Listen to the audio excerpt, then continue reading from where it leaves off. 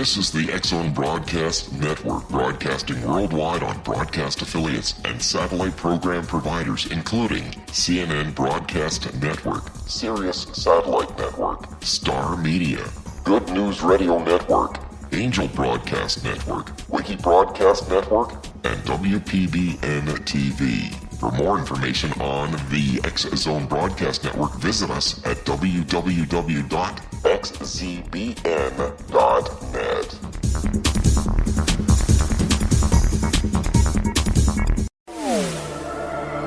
The X-Zone Radio Show with Rob McConnell is largely an opinion talk show. All opinions, comments, or statements of fact expressed by Rob McConnell's guests are strictly their own and are not to be construed as those of the X-Zone Radio Show or endorsed in any manner by Rob McConnell, rel-mar McConnell Media Company, the X-Zone Broadcast Network, its affiliated networks, stations, employees, or advertisers.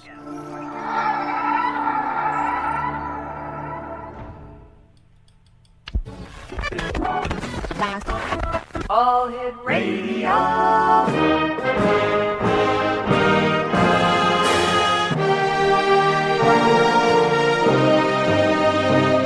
Welcome to the X-Zone, a place where fact is fiction and fiction is reality. Now, here's your host, Rob McConnell.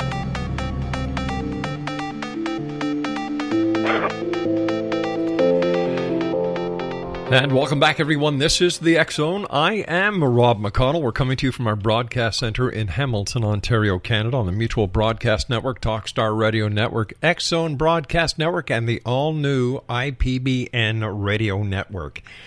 If you'd like to send me an email, xzone@xzoneradiotv.com on all social media sites, X-Zone Radio TV. And you can visit our website, www.xzoneradio.com. And did you know that while you're on the road with limited data or Wi-Fi, you can still listen to the X-Zone with yours truly, Rob McConnell, and my good friend Jeremy Scott in Dark 30, and every minute of the entire Mutual Broadcast Network day by calling 605-562-4204, and that's courtesy of the TalkStream Live. No smartphone or app is needed. It saves your data, and it's free if you have unlimited minutes. All you have to do is once again call 605-562-4204 to listen on any phone, anytime, and anywhere. My guest this hour, X-Zone Nation, is going to be talking about a number of topics. Now, as a child, Pamela Rivette, who is our guest, had a scary experience with a Ouija board. Several different angelic experiences, a couple of which were life-saving. Basically, she became a psychic medium during her daily life, and her life is all about the paranormal, experiences, and spiritual. She has even channeled Archangel Michael one time, and then asked him not to do it again because his energy wiped her out. He and I still talk all the time, as does she also communicate with Archangel Gabriel, Raphael, and Anel. As a matter of fact, Michael and Raphael came together through automatic writing and gave her an emotional, mental, spiritual healing program almost 7 years ago that works when done correctly. Joining me now to talk about this and much more is my guest, Pamela Rivette. And Pamela, welcome to the X-Zone. Thank you, Rob. Pamela, what was... I'm sorry, dear? I said it's nice to meet you. Oh, it's nice talking to you, too, as well. What was it like when Archangel Michael, the warrior, the protector, the greatest of all archangels, came to you? What were you doing, and how did it affect you? Well, believe it or not, it was through a chat-based program for one of the companies I was working for. A lady asked me 2 questions. One was about her boyfriend, and the other was about her life and where it was supposed to be going on a spiritual road. And I remember answering her question about her boyfriend, and then I blacked out. And then I don't remember anything till like an hour later because it shows the minutes on the program. And I asked her if she was still there because she wasn't saying anything. And I was like really chilling and like really, I don't know how to put it. it was just like I was really, really, really buzzing, I guess you could say. And she says, yeah, why? I go, well, you're not saying anything. She goes, well, I didn't know if Michael was finished. I go, what do you mean? She goes, apparently Michael's been talking to me this entire time. He's been telling me all kinds of stuff. I go, yeah? She goes, yeah. Well, later on I read back through it. This was quite a few years ago. But I couldn't do it right off the bat because as soon as I got off the chat program with her, I had to go to sleep. I was like so wound up, I had to lay down because it was just so draining.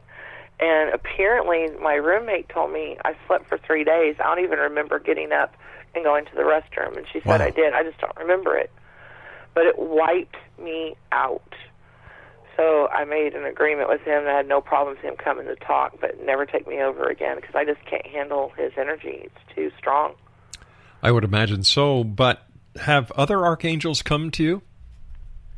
Well, talk to me. I took permission away when Michael did that for anybody to channel. But they talk to me all the time. Like about 7 years ago, as you were stating, Michael and Raphael came together, and they gave me a spiritual program to basically help this one lady out through automatic writing. And so far to date, everybody I've placed on the program, as long as they complete it into its entirety,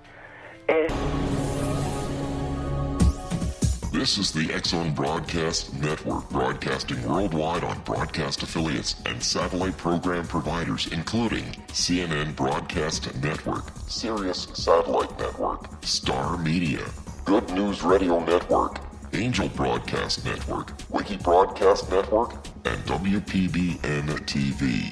For more information on the X-Zone Broadcast Network, visit us at www.xzbn.net.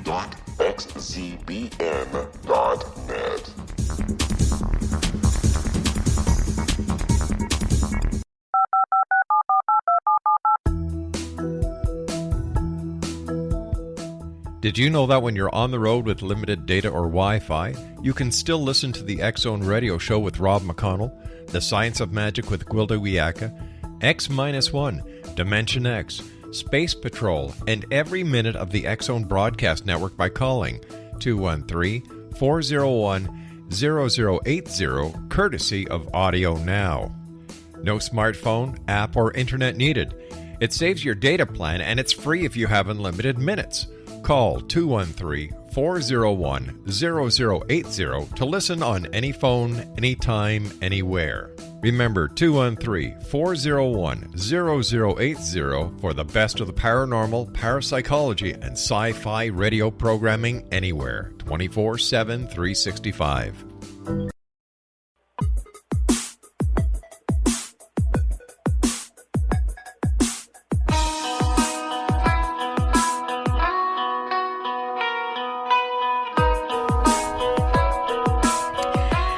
X-Zone Nation, my guest this hour is Pamela Rivette, and she was named CBS Talk. She was named as top 5 psychics in Houston by CBS Sports Talk Radio. And tell me, how did that happen that a sports radio network would, name a psychic as one of the top 5? Was that because you're pretty good with sporting events?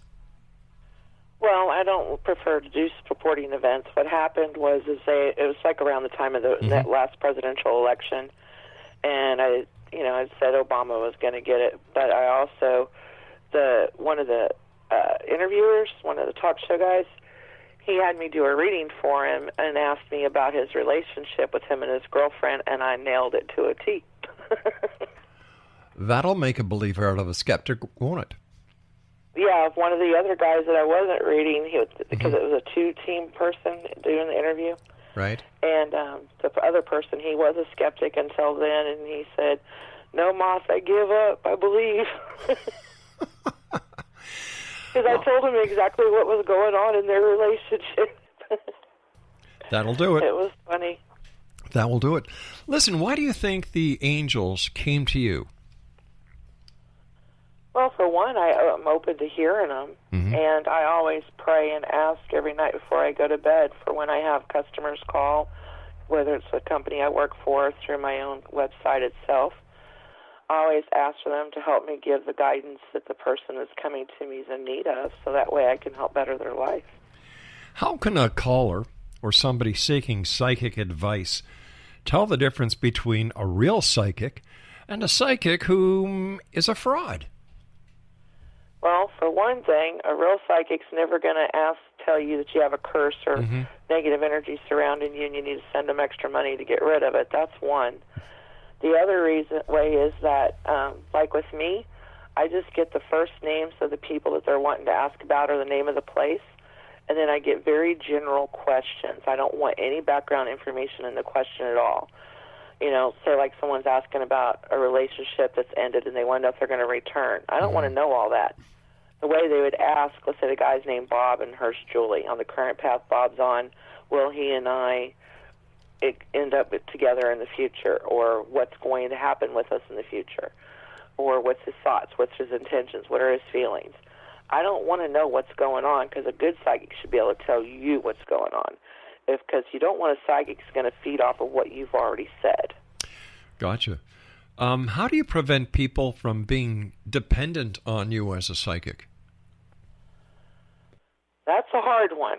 I've outright had to turn people away before. Because I have people always ask me, I guess, because they're used to other psychics they've been to, telling them when to come back. Right. And they'll ask me, well, when should I come back in? I go, it's up to you. And they're like, really? I go, yeah, when you feel there's a need, come on in. If you don't feel there's a need, don't worry about it, because I'm not here to live your life for you. I'm here to guide you to a happier, healthier life, but you need to live it. Just like with the guides and the guardians, sometimes they're really detailed in their answers. Other times they can be very invasive and cryptic, just like a little short couple word message. Right. And that's it. But what they say happens. You know what I mean? Mm-hmm. But they're not going to give the whole detail, because you've got to live through it so you can learn the lesson you're meant to learn. Because when we're spiritually in level 6, which I've been told it's called the guff by the spirits that have been in there, we as spirits, when we get to the guff, we can make one of 3 choices. We can either go to heaven and rest for a while, go to heaven and rest permanently, or we can immediately jump back down and learn more lessons. Well, if we choose to do that, we choose what lessons we're going to learn, and then we choose our parents that's going to best set us up to learn those lessons, and then we're reborn, which is kind of like a soul pack situation. That's why sometimes there's some questions that cannot be answered, because once you know the future, you can change the future. And if, let's say I ignored something like that, and I went ahead and told the person they changed it, they didn't learn it, well, then that's going to slow down their spiritual evolution, because now they got to come back a whole nother lifetime to learn that particular lesson, which slows down their spiritual development and causes karma to come and kick me right square in the butt for having interfered 7 times over. So I'm one of probably the few psychics that try to take responsibility in that manner of not interfering in any life lessons that they've decided to learn when they were in level 6. How many different levels of psychics are there? Levels of psychics, I'm not too sure, but spiritual realms, there's 7. Earth is number 1. Right. Number 2 is what they call the void, which is a period of darkness, which is where a spirit will go when they first cross over, to where they can learn to communicate with those they left behind, or say that they were murdered. They might stay there till their death's vindicated, or if they did something bad while they're here, they might be scared to go into the light, so they'll stay in there till whatever. And then there's level 3, which is actually the entrance into the light. Then there's level 4, which I've caught one in there before, and it's so beautiful. It's like a rainbow-colored crystal cavern as you go towards the light further. Level 5, they call the time machine, which is where they can go back in the lifetime that they just left, so they can relive brief moments in time to see what they didn't learn when they originally went through the situation, so they could take the lesson with them. Level 6, as explained a minute ago, is called the guff, right, and what goes on there. And then level 7 is the heaven. And I've caught a few in heaven as well. And so far, the ones that I've caught in heaven makes me believe that heaven is what we want it to be because of what they've shown me. It's always like their happy place, but you'll still see the misty type stuff coming up off the floor or the water or wherever there it is that their happy place is. And this one lady, I did a mediumship reading for her, And the place I described after her grandmother told me that she was in heaven, and I described exactly what I saw. Mm-hmm. She said that was the place her mother lived in up in the mountains. I described it to a T. Well, that was what she considered to be her heaven, and that's where she was. Wow. What happens if a person commits suicide? What happens to them? Do they go to heaven? Do they go to hell? Are they put in the middle? There's so much controversy on this fact. Based on what you know through your own experiences, what happens? Well, for the longest time, I actually believed, as the Bible stated, we're condemned to hell for all eternity. But then I started doing the mediumship part of what it is that I do, and actually came across people, spirits who had killed themselves. And the way they explained it is, say like they were meant to be here on Earth till they were 80, and they committed suicide when they were 30. Mm-hmm. Well, for the next 50 Earth years, they relive everything that brought them to the point of suicide, the act of suicide, and how it affected everyone they left behind. Once they reach to that point when they were supposed to cross over, they can cross over just like everybody else can. So, yeah, eventually they can go to heaven, too, as well. They just have to go through what they called a tempering of the soul. And if you think about it, if you're going to commit suicide, it's because your life was a bunch of BS anyways. That's right. That's right. So if you have to relive that repeatedly over and over and over, why would you do that to your spirit, Because it got you to the point the first time here to do it, to kill yourself. So why would you want to do it if you got to relive that over and over and over until you were supposed to die? That's an excellent point. Like, why do we have to keep coming back? Because there's way too many lessons to learn just in one lifetime. And you have to learn the opposite. Just like, of course, imagine you know who Ted Bundy is. Sure. You know how he killed all those co-eds. Yes. Well, either in a past life or in a future lifetime, he will be the victim of a serial killer. Because he has to learn the opposite side of that. Just like, say, somebody dies of cancer in this lifetime. They may end up in the next lifetime having a family member who dies of it, but they themselves will never have to go through that illness ever again because they've already learned the lesson of going through that illness. So, but what is the purpose? I understand what you're saying about we have to learn the good and the bad, but to what extent? When does it end, and what happens when it ends? Well, that goes basically up to the level of spirits up in heaven, actually. We have the regular human spirits, which they can make the decision at any time, in their spiritual progression to just stay there in heaven. Then we have the guides and the guardians, which are actually human spirits that have led a fairly large amount of lifetimes in their past. Right. Which is actually what's known as our true soulmates. They're people who've been with us in past lives that's followed us over in spirit form that's chose to watch over and guide us. Then we have the regular angels of God, as I call them. Mm-hmm. Then we have the archangels. Then we have Jesus Christ, and then we have God our Father. So there's 7 levels of spiritual beings there in heaven.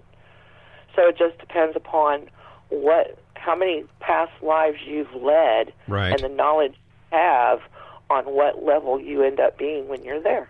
Let's say that somebody asks you to communicate with someone on the other side, and you do what you do in order to get the message out to the ether that, let's say, Julie wants to talk to Bob on the other side.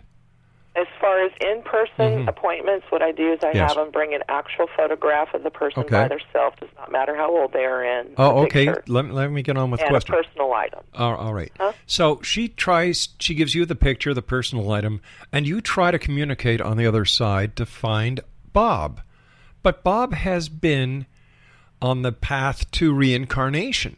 Bob is already here, somewhere else, as a child. What would happen? Someone as a member of the family actually interferes and lets us know they've already been reborn. Oh, wow. Does that happen often? A couple times. I can't say it has happened often, but it has happened where somebody else has already been reborn. And they'll even tell you, like, when they were reborn, and most of the time the family recognizes the aspect of the timing I gave as to when a child entered into the family. Fascinating. When we come back on the other side of the news, I'd like to talk to you about Ouija boards, especially since you had a scary experience. This is the X-Zone Broadcast Network, broadcasting worldwide on broadcast affiliates and satellite program providers, including CNN Broadcast Network, Sirius Satellite Network, Star Media, Good News Radio Network, Angel Broadcast Network, Wiki Broadcast Network, and WPBN TV. For more information on the X-Zone Broadcast Network, visit us at www.xzbn.net.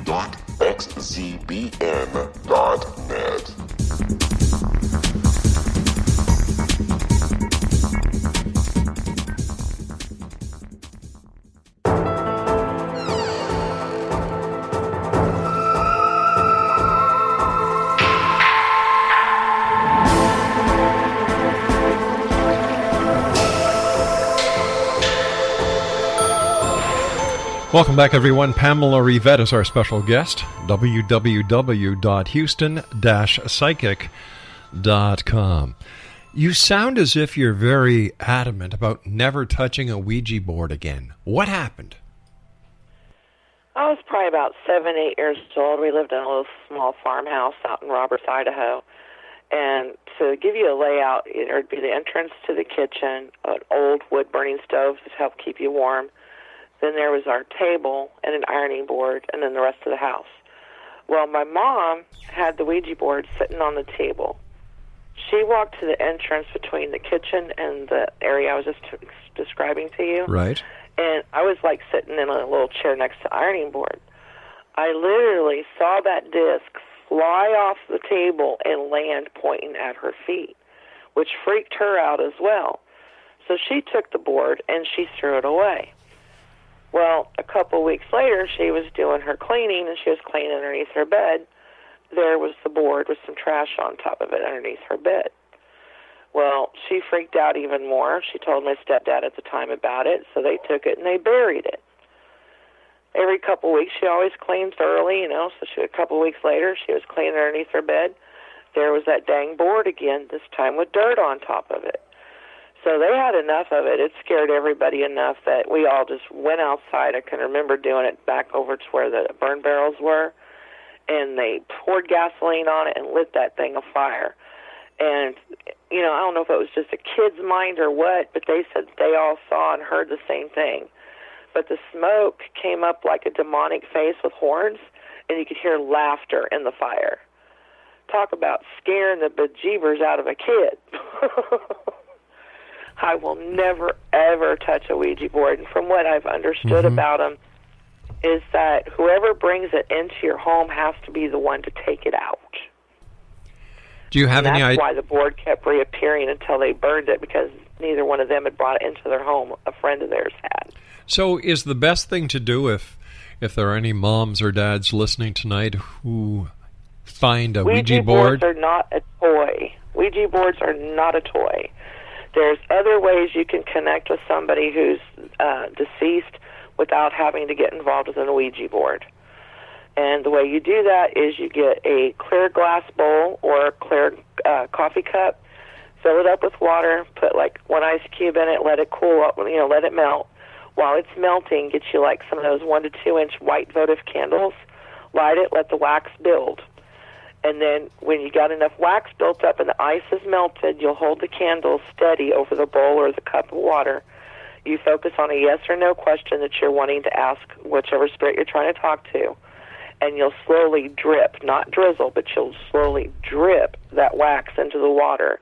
And the wax will actually form a Y for a yes or an N for a no. Granted, their printing in cursive is not all that great, but you can definitely tell a Y from a no, an N for a no. And you'll know when the answer's complete, because instead of the wax moving anymore, it'll just start dripping in the same spot. And that's how you read candle wax. Wow. Never heard of that before.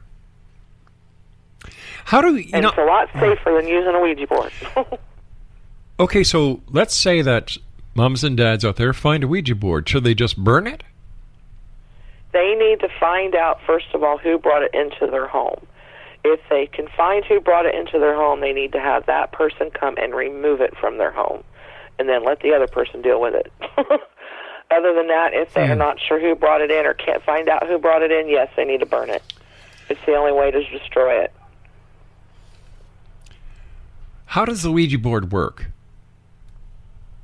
I know that there's a planchette. You ask questions, and there's letters of the alphabet. There's numbers. All I can tell you is what my mom taught me about it, and what little I've already told you. Right.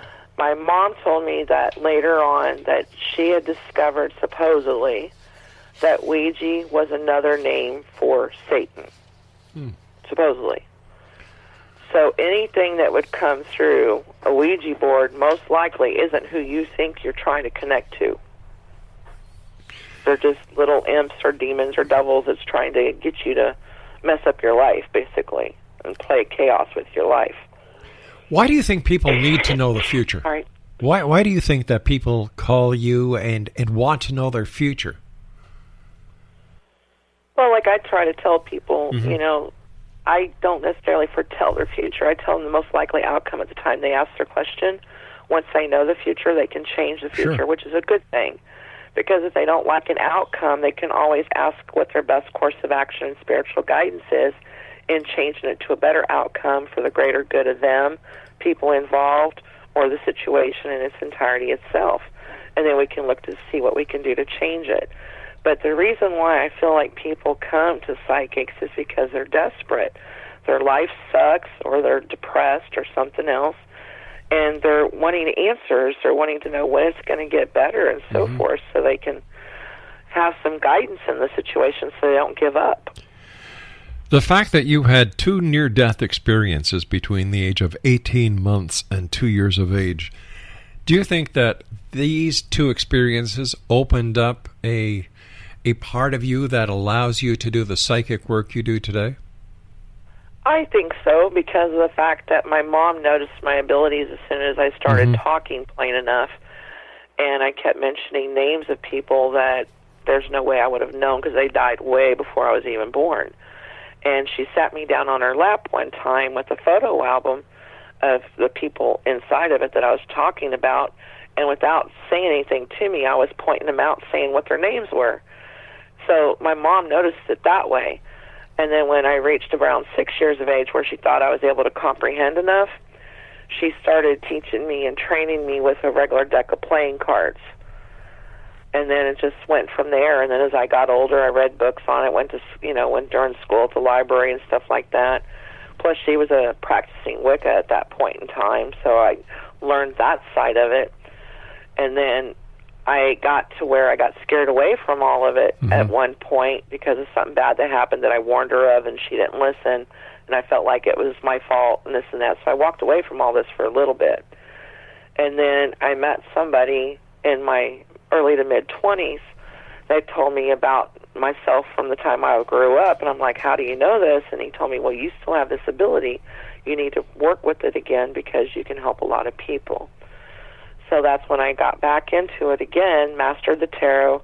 As far as I know, I'm not absolutely sure, but as far as I know, I'm the only tarot reader that can give the exact percentage of accuracy of the reading coming to pass at the time the question is asked, all the hidden messages that it says, what the reading says itself, plus anything I intuitively get off of it as well. If you're sitting down and communicating with the other side, all right, and this, I would imagine, are spirits who are in a totally different dimension, totally different realm than us. Why do some spirits stay behind and become ghosts and you know, if you'll excuse the expression, haunt places? Okay.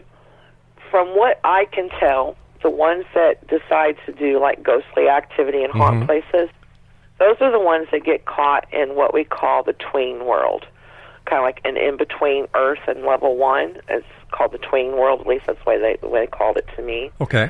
And what it is, most of them are people that haven't even realized they died, or they haven't given up on life yet, and they're wanting to stay close to Earth and try to redo stuff or whatever have you. And they don't realize a lot of times they're dead, or they're ignoring the fact that they're dead. How could they not know they're dead? Let's say say, like, for an instance, this one guy I had to help cross over. Mm-hmm. He was hit from behind while he was on his bicycle riding down the road off of one of the streets over here in my local town. Mm-hmm. This was about 7 years ago.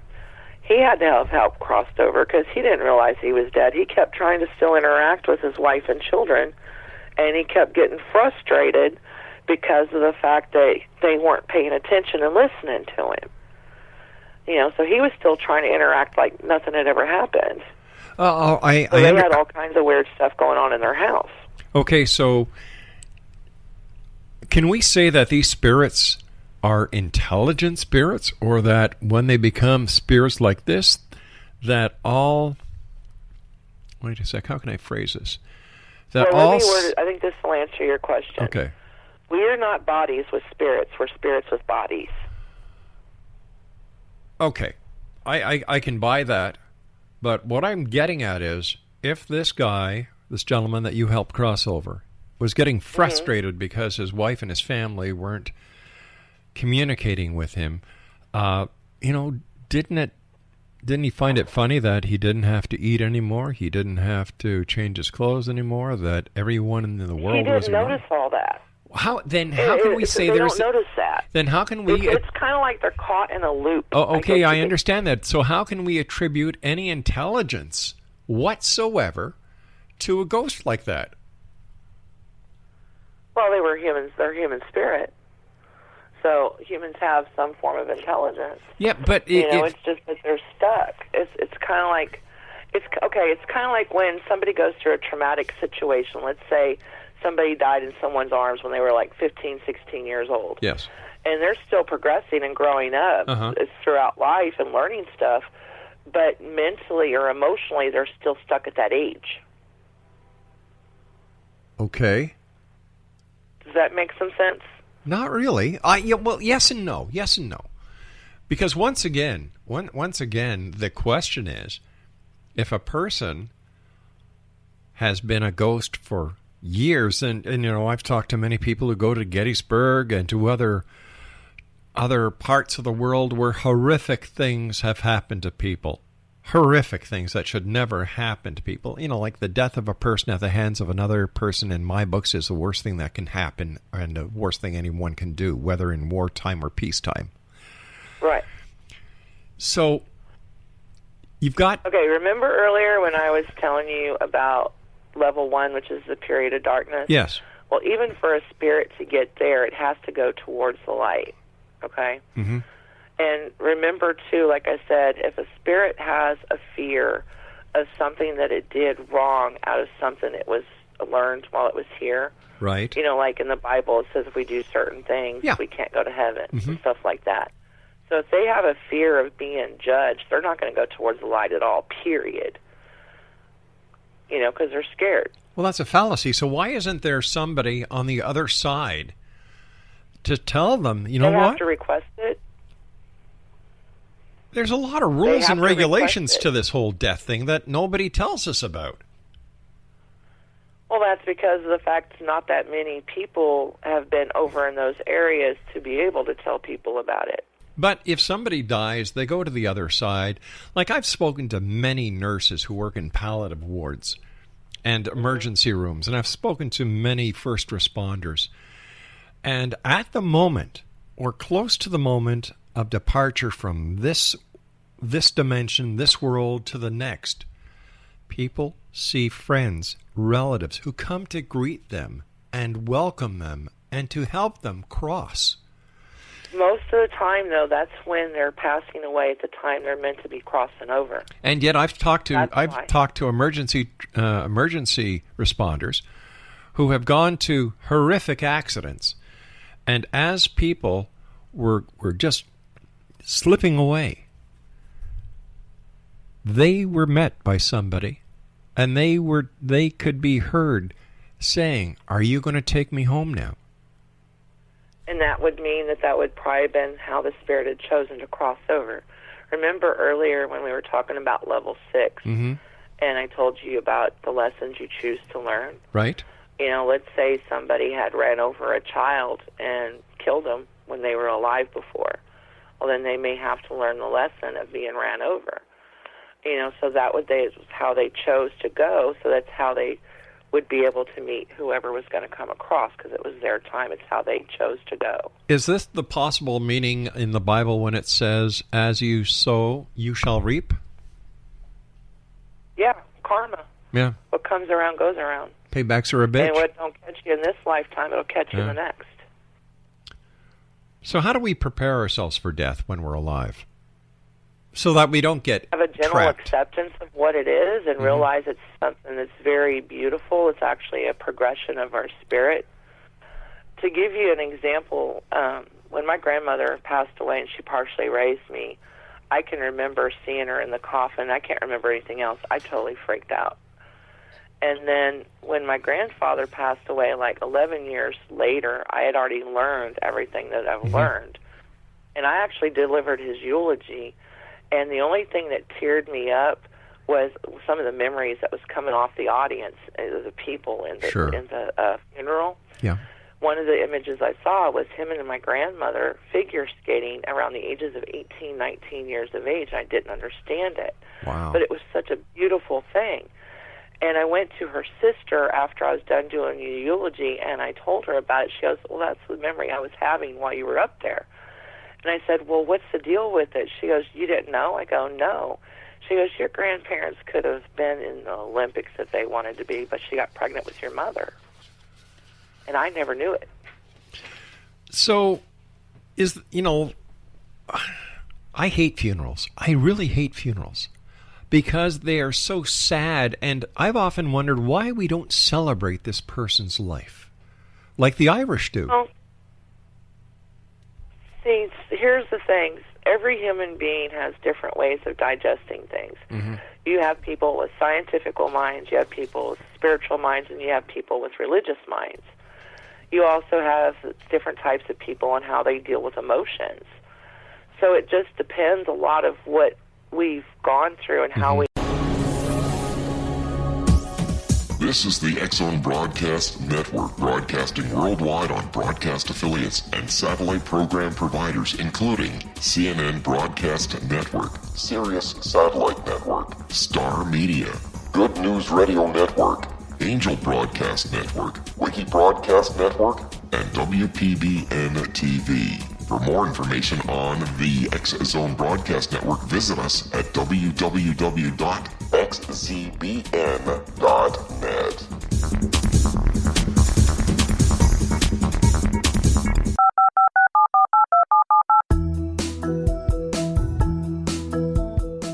Did you know that when you're on the road with limited data or Wi-Fi, you can still listen to the X-Zone Radio Show with Rob McConnell, The Science of Magic with Gwilda Wiyaka, X-1, Dimension X, Space Patrol, and every minute of the X-Zone Broadcast Network by calling 213-401-0080, courtesy of Audio Now. No smartphone, app, or internet needed. It saves your data plan, and it's free if you have unlimited minutes. Call 213-401-0080 to listen on any phone, anytime, anywhere. Remember, 213-401-0080 for the best of the paranormal, parapsychology, and sci-fi radio programming anywhere, 24/7, 365.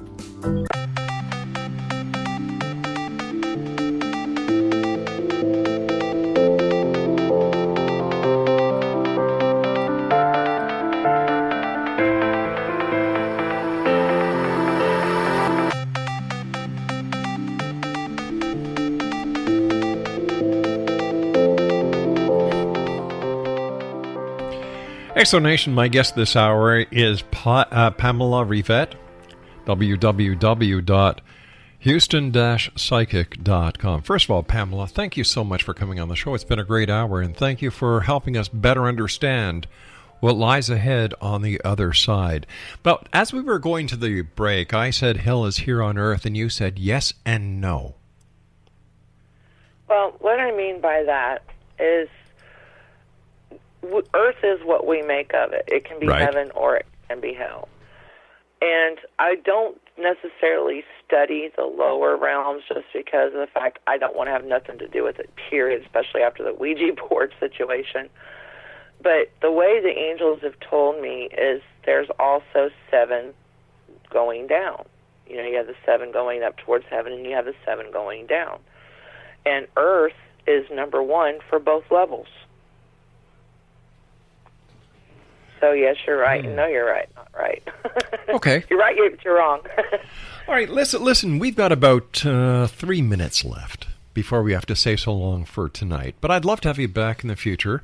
And I've got to ask you one question, because you were voted one of the top 5 psychics in Houston. Are you ready for my question? Sure. Who's going to win the presidential election? Well, here's the thing with that one. Like I was told them with the other election itself. Mm-hmm. I myself feel that Trump should win. But as you know, stuff can change. Yes. And I feel if he doesn't win, the only reason why he doesn't win is going to be because of the media. You know what? I agree with you. I agree with you, and I'm not a psychic. But it makes total sense because it seems the media is against him because he's not one of the good old boys. And what he's actually done, he has shown the American people that the system does work. They just have to be persistent to follow it. Follow the dreams. Follow what your heart wants you to do. And don't take no for an answer. Well, the reason why I love Trump is because he speaks his mind. He's no hold barred, and he takes no prisoners. That's right. And you see, that's why the media doesn't like him. Because that's why I love him. You know, and I really think that America does need a businessman in office right now to get us out of all this national debt. Well, isn't the United States of America and every other country basically a business? Yep, exactly. You know, so who else better to run the United States of America, like you said, at this time to get things going again? And it's also time for somebody to actually be honest with us about what's going on in office rather than instead of hiding behind shirt tails of the rest of the government. Isn't that true? Isn't that true? And I really do feel that the American people, that's what they want. Mm-hmm. You know, they want somebody to be totally open and honest with them. And where Hillary Clinton is concerned, you know, there's a good possibility if the media does sabotage Trump that Hillary is going to get into the office. That's the only thing I'm worried about because I feel like we're going to be worse off with her than we were with Obama. Well, like all I can say is, and I told our last guest the same thing, Bill Sweet, it makes great television for us up here in Canada, better than the O.J. Simpson trial. So thank you. Yeah, it'd be kind of like a make me laugh type program. Well, what he's done is what everybody said that he shouldn't do, and that's turn the presidential race now